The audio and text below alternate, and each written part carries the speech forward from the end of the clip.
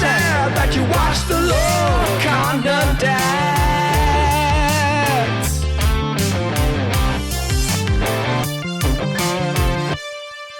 Hey, everybody. Welcome back to Hey. the Lorcana Dads. Joey Lay here, and over here next to me is Jason May. Joey Lay and Jason May. Well, we are back. It has been a busy week or two in Lorcana world. We've had set championships. I've spent 18 hours in the car driving back and forth to Texas to compete in the DFW Lorcana Challenge. Yep. So let's kick it. And we've also got some really cool cards that have been revealed. Like today, Right. we're filming this on Monday night. You guys will see it on Tuesday. We also got tickets launching in about 2 hours for Vegas. So maybe I'll Yep. see about and try to get one of those. So by the time y'all watch this, I'll either be crying or excited. Who knows? All right, Jason. So since our last one, we had our store championships that you and Yep. I both played in. I Yep. played Ruby Amethyst. Yep. Yep. Jason got that playmat. Yeah.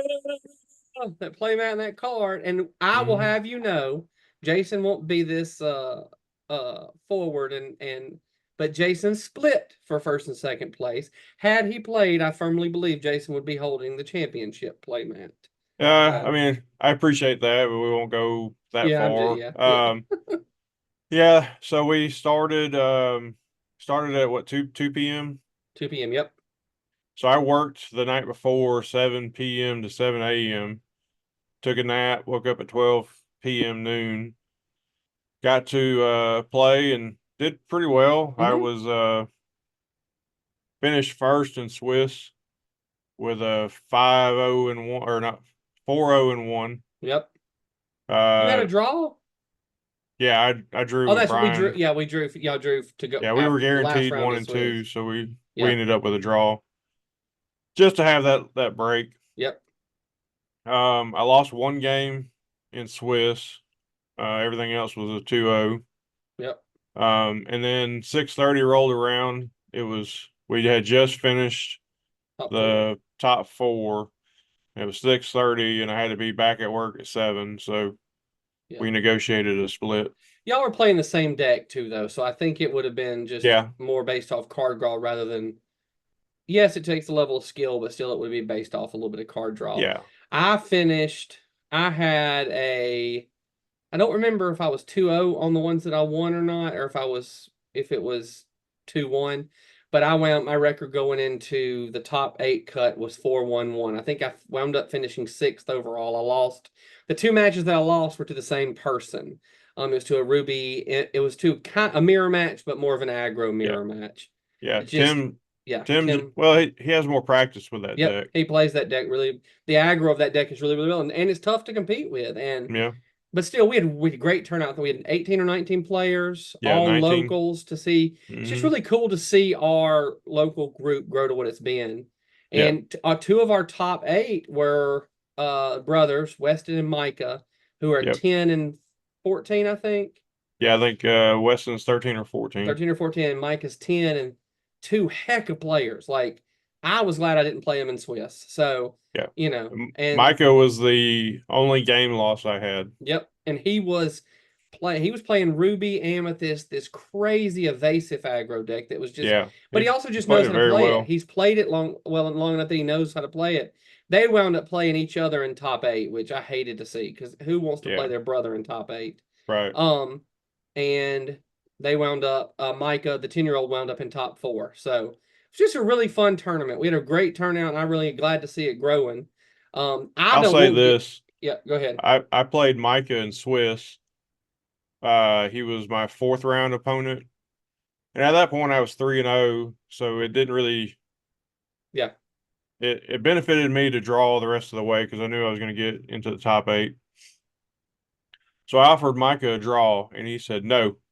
Flat out, he said no. I want to play it. I got a little worried. I got pretty worried. So Yeah, I drew into the top 8 too because I mean my statistics were high enough that even had I lost the top 8, and I honestly we all need a little break after 4 rounds. We need a break yeah, before playing 2 more games if we got to the top 4. I won't play in anymore. Are you gonna get to playing anymore?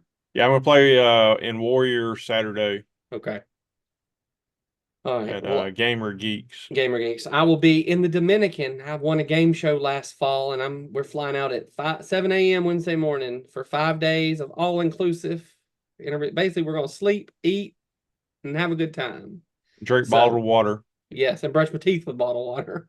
um, so I spent the weekend in Dallas Fort Worth at the Lorcana Challenge, which it was a phenomenal experience. If you get a chance to go to one of these things, um, I really didn't, anytime you play competitively, some of the tournaments I've done outside of Alabama, you meet some people that are just hardcore and not the nicest players. But every single person I played this weekend was there for the love. I mean, they were there competitively, but they were there for the love of the game.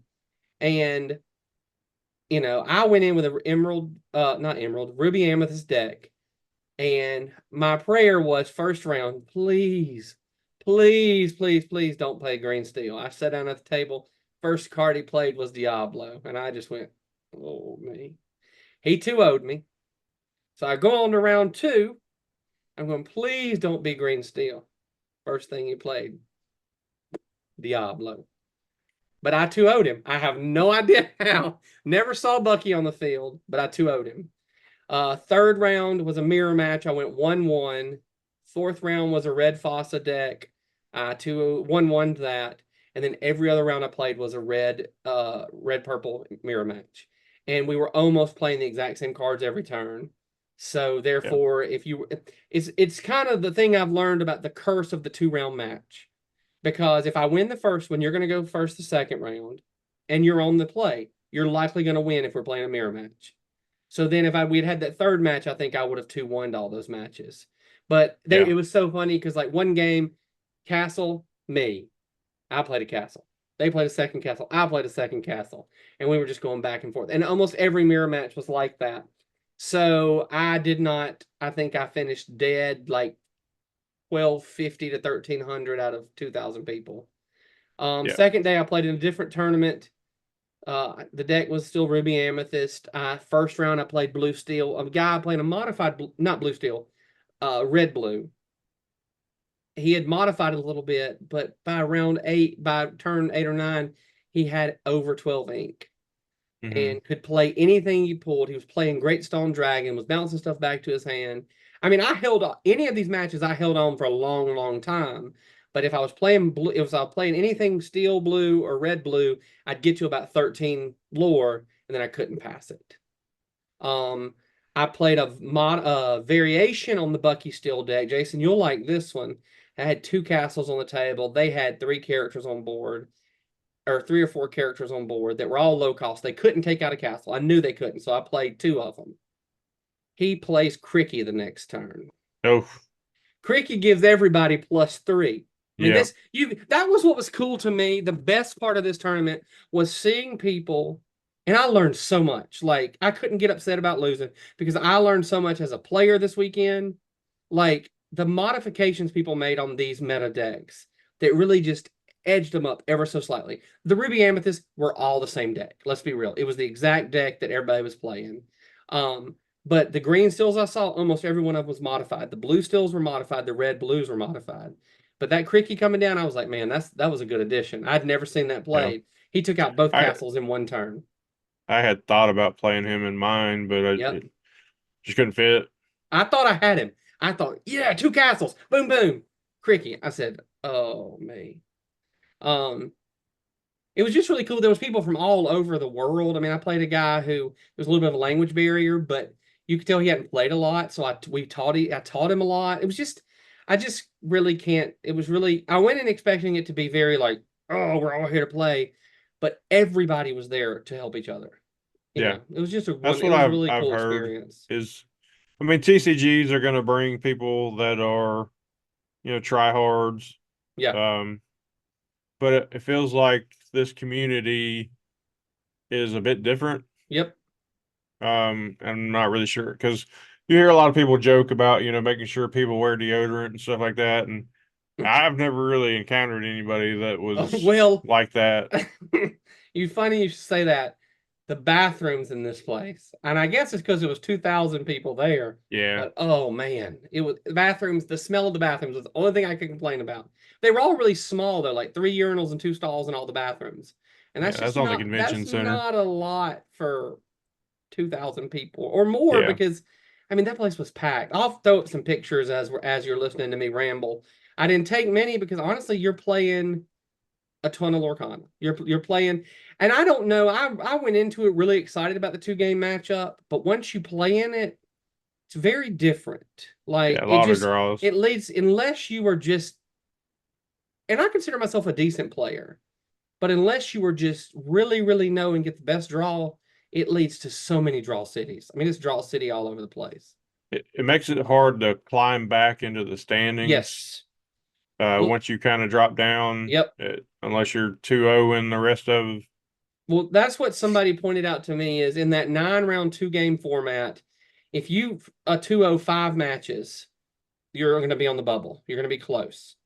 Then if you lose one, if you 0-2-1, you have to 2-0 another to balance it out. So if you 205 and then 1-1 the rest of them, you're probably going to make it over the bubble. So Yeah. it was like I said, I learned a lot. The PPG ran a good event. The guy from Melee was there. The only thing that was really bothersome was the turnaround time between rounds. They would call end of round time. You went to turn. I think when you went to turns, unlike 2 out of 3, if you had higher lore at the end of that game, you were considered the winner. I think they modified it for that. So people were literally milking those 5 turns to make sure they maxed out as much lore. So we'd end a round and it would be 30 to 45 minutes before we started the next round. That's the only complaint I had. If we could figure out a way to make sure, because we started playing at 10 a.m. with lunch break, we weren't done till almost 10 o'clock that night. And that's a Yeah. lot. It should be about less than 9 hours of play, but we were there for 12, 13 hours. Yeah, So, nine rounds should be about an hour a round. yeah. So, But like you said that night, you had planned when you got there to play at some side event or something yeah. Friday night, and you kind of I asked said, if that was a good idea. And from everybody else's, you know, reports, it seemed like it was going to be a long day on yeah. Saturday. Oh, it was. I was by Saturday night when I got back to my hotel, which was about 20 minutes away. I was a Lorcana zombie. Which Um, I think they play the when they go to top 128, they play down to 64 that night.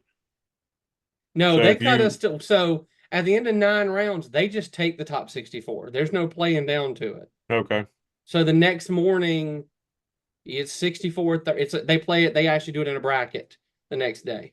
yeah, So yeah, there's no playoff that, and then the side events, there's no playoff. It's they take it all based off the Swiss round. So again, okay, if you're playing those side events and you lose out after round 2, if you lose the first 3 or don't 2-0 at least somebody in the first 3, it's a hard time to claw your way back to top 64. So yeah, anyway, I encourage anybody out there that hasn't gone to one to try to go.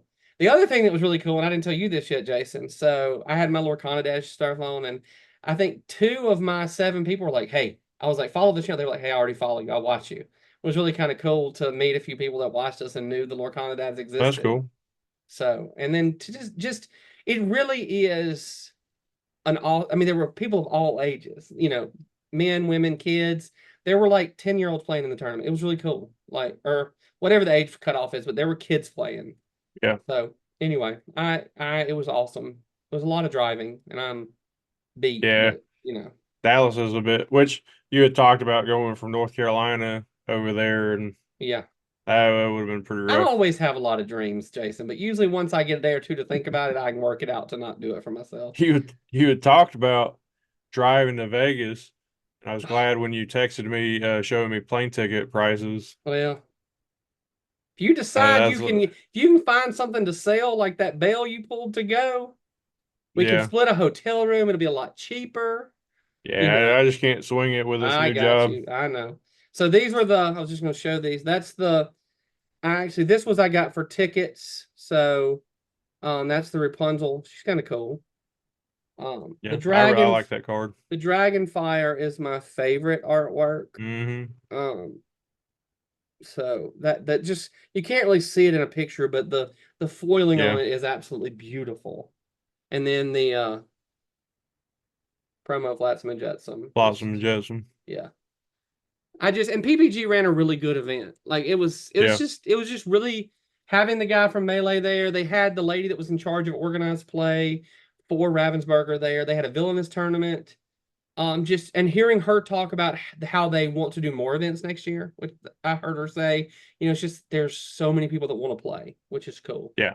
Yeah. So, I'm hoping to get to one next year because I don't think I'll be able to swing it. I hope they move them around every year, so it's not Yeah. always in the same four cities. So, Well, I mean, some of those cities are kind of known for being yeah, hubs for events. yeah. I mean, Atlanta's a Um, good one. yeah.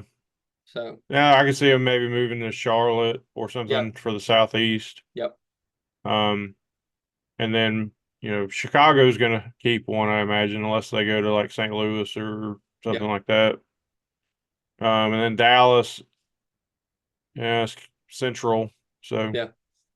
All right, I could probably so see Oklahoma City for that one. yeah. It was easy to get in and out of being in Fort Worth. If it had been in Dallas, I think it would have been hard. But the only issue I had was a little bit of traffic going in. Getting home was an easy drive. Yeah. So, okay, so that we've had a lot of reveals for Shimmering Skies. You got any cards you're keeping your eyes on, Jason? Well, that one today, the Magica Dispel that Yeah. prevents discard, that's going to be an interesting I one. And really, then the Arthur yep, I was gonna say the Legendary. Arthur. I think he's really gonna help out some Purple Steel, which that's what I want to go back to. And I played Yeah. against Purple Steel, very good deck. I played day one. That was one of the other only non-mirror matches. I also really I'm excited about the new Mim cards. Mim Yeah. Elephant, Merlin Turtle, and if they keep the cards kind of in not in alphabetical but in order, Merlin Turtle is 38. Mim Elephant is 42 or 44. There's at Yeah. least 4 or 5 open slots in there for maybe a walrus, a chicken, a germ, an earthworm. Who knows what? Y'all know I like. You could. I mean, look at the background. Yeah. Y'all know I like those. So Yeah, they said that they don't do them alphabetical because it was alphabetical by number or, mhm. alphabetical order and then, Subtitle. yeah, by, Yeah. number. But I think they had to move some cards around between sets. So they changed that, Yeah. numbering system. Well, even the Pinocchios in set 2 are off. Yeah. Like Star Attraction comes before something. Anyway, I was going to say something else. Oh, I got to do something at the thing called Pack Rush. Yeah. It was really cool. So me and somebody else it's something new they're doing. It's so you and two people get 2 packs. We got 2 Ursula's Returns packs. You open them, put them together. You take the 2 art cards. They become your first 2 starting ink. Anything is inkable. 1 game to 15 lore. Wow. It was cool. And that's how I actually only had so it took 20 tickets to get the Rapunzel card and 3 tickets to get a set 1 pack. I had 21 tickets after the 2 events, so I did Pack Rush and won it and got 2 more tickets. That's So I was cool. able to buy Rapunzel and a set 1 pack, and I pulled a Maleficent biding her time in that pack. That's pretty good. So Yeah, that sounds like a fun game. We might try that I was at, thinking that might be something different to do, so we're not always doing the same thing. yeah, might be a You know. Saturday kind of get together Yeah. game or something. Um, So I'm going to be out of town this week, but I'm really going to try to get back on, guys, bringing y'all some more stuff. Now that we're getting out of the summer, I think Jason and I are both going to be a little bit less crazy. So maybe we'll Yeah. get together and film some more, but I'm going to get back on getting our artist interview. We're going to try to get the 2 kids that played. Their dad was okay with them doing an interview, so I may get them on just to talk about kids in the game. Because to me, that's cool. That's how a game like this is going to survive into the future. It's got Disney behind it, but when you have 10-year-olds, 14, 12, we had 3 kids that play between the ages of 10 and, well, no, we have like 6 that play between all the families that we have. So I'm gonna try Yeah. to get some of them on just to talk about their experience with Lorcana, and I think that's really cool. Again, let us know what you want to see. I've talked a lot tonight because I'm kind of on a high from getting to play do it, and that's what I told Jason. I was texting him all weekend and freaking out like, am I gonna do well? And I finally said, you know what? I'm here. I've got the funding to travel. I'm getting to do what I love. So I'm just gonna enjoy it. And you know Yeah, I what? was real I happy didn't. to see you come to that Yeah. moment of clarity. Yeah, I didn't play well. I did not. I think you played well. I If learned a you lot do about myself 1-1, as a player. So if you get draws, you're playing decent enough. yeah. And I 2-0 to Bucky. There you Yeah. go. That was my goal I will say, you and I sitting down and playing, like, guys, there is nothing that can relate to actual play experience. And watching these players who they knew exactly what to play to no matter what deck they were playing. And I just have never thought about it like that. I've never thought about you should have the same turn one play against this deck. You should have the same turn two play against this deck. And I'd never thought about it like that. And maybe that's naive of me, or that maybe that's my lack of experience in TCG. I haven't played anything since middle school, and I can't even remember playing, but I'll keep saying it was a great experience. And Ravensburger and PPG and Melee and Disney, they've all they've really got something good on their hands, I think. But I mean, that's something that a lot of people who are new to Lorcana, they're figuring out is that the top people aren't just new to TCG like everybody else. Yeah. They're either a longtime Magic player, or a Yep. longtime Yu-Gi-Oh player, or whatever other card game. They have usually a decade. The people that you see in top 8, they have a background in another card game, and they just came to this because it was new. Yeah. Did you see the top 4 deck list? Yes. Yeah. Did you see that it was 2 still songs? Yes. Which, Well, I thought, with the amount of Emerald Steel, like you and I had talked about how much you would see, and I guessed, 3. But the top 16 seemed to be pretty heavy oh, if on. you looked around playing, it was Emerald Steel. I mean, Yeah. it was there, but the sentiment among a lot of players is they're okay that he's banned. I mean, they get it, they know, Yeah. and a lot of people they were the same way as me. They didn't want to bring that deck because they didn't feel like it was fun to play for people to play against, which I appreciated. Yeah. So let me pull it up. So I mean, like if you're gonna expect to see a lot of Emerald Steel, you flip a coin and you're gonna play the hard counter to it. Yeah. You'll usually end up, you know, if you have the right pairings, you're gonna Yeah. see everything that you're gonna auto win. Yeah. Because see, most of the top 8 was Emerald Steel or some form of emerald. Yeah, the top 16 had a lot of Emerald Steel. So I mean, it was a good choice. I mean, it was a risky because Amber Steel kind of sometimes in previous sets was auto lost against Ruby Sapphire, Yeah. so that's pretty risky. But Well, somebody I had think they were pointed playing an out, aggro version of Still Song. They were yes, playing the harps. They were playing stuff because I saw it. If you play blue steel or yeah, blue red, you got to get your lore before they get to turn 7 or 8. Because once they get to that turn, if they draw a card, they're playing it. yeah, they had You know. Smees, Piglets, uh, Lawrence, Rapunzel, Robin Hood, Perdita, Yep. all those aggro. And Yep. then Golden Harp, I can't remember exactly which event it was that somebody had used Golden Harp, but they ended up kind of closing out a game with that. Yep. You pray for a top deck of a song if you got him on if you play it. Well, if you're playing Amber Steel songs, You're gonna have one. you only have to have her on if you're just trying to close out a game. Yeah. You don't have to I have mean, her out there for she's one the goat turn. of that deck. Right. She's the goat or super goat for that deck. So anyway, guys, it was a great event. We'll see if I go to Vegas. I think I'm gonna try.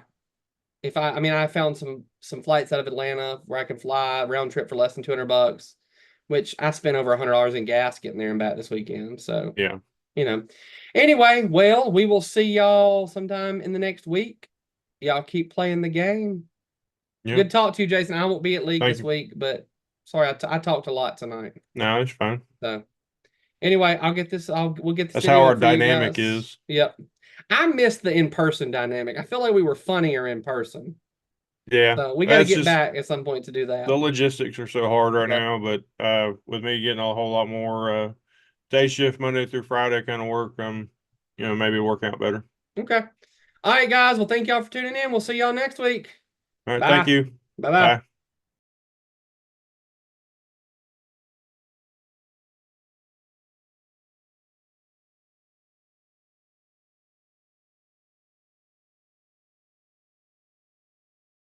Now don't forget to smash that like button. And hit that share for our friends on the other side. And don't forget to turn on all those bell notifications.